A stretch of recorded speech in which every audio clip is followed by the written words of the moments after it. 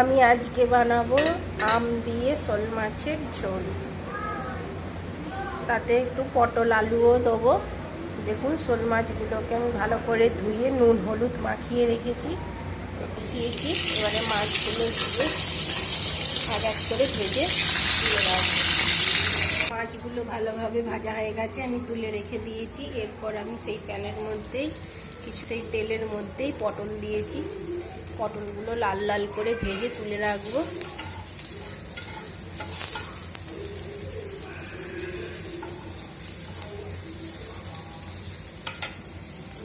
এরপর এর বাটির মধ্যে আমি নিয়েছি আম শুকনো। এই আম শুকনোটাকে আমি একটু গরম জল দিয়ে ভিজিয়ে রেখেছি। এবার এগুলোকে ভালো করে চকুটে নেব।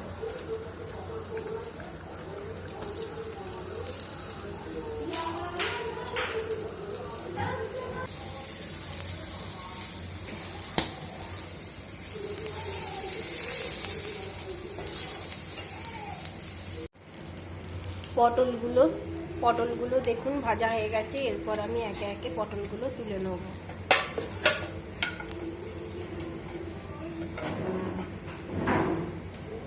এরপর ওই তেলের মধ্যেই আমি দিয়ে দেবো কিছু কালো জিরে।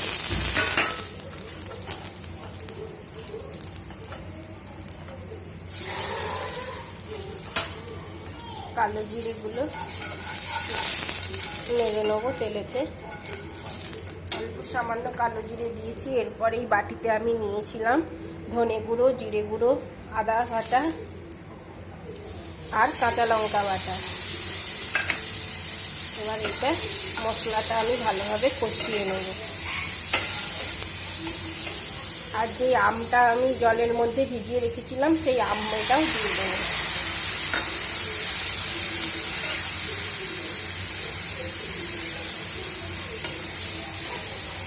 এইটা লঙ্কা গুঁড়ো দেবো না, একদম কাঁচা লঙ্কা দিয়ে ঝোলটা হচ্ছে। এতে বেশি কিছু মশলা রাখে না, একটু ধনে গুঁড়ো, জিরে গুঁড়ো, হলুদ গুঁড়ো, নুন আর আদা কাঁচা লঙ্কা বাটা। এবার মশলাটা ভালোভাবে কষিয়ে নেব।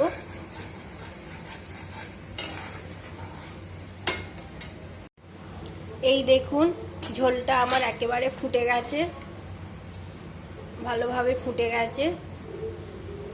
আলুগুলো তো সেদ্ধ করে রেখেছিলাম, তাই সেদ্ধ করার কোনো প্রয়োজন নেই। আসলে হচ্ছে আলুগুলো সেদ্ধ করে না রাখলে আম আছে, আমের মধ্যে যদি দিয়ে সেদ্ধ করতাম আলুগুলো ভালো সেদ্ধ হতো না।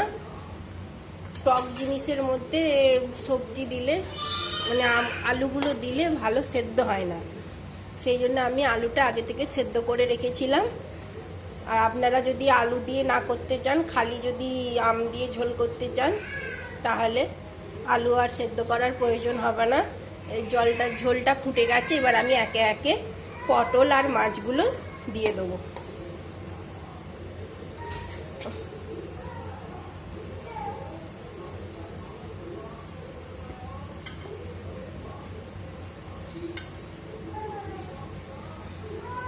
পটল আর মাছগুলো সব দিয়ে দিলাম।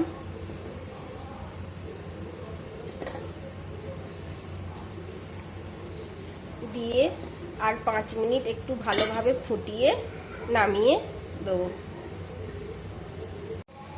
এই দেখুন মাছটার ঝোল ভালোভাবে ফুটে গেছে। আমি এইরকমই পাতলা ঝোল করেই নামাবো। এরপর আমি গ্যাসটা বন্ধ করে দেবো, আর বেশি ফুটাবো না।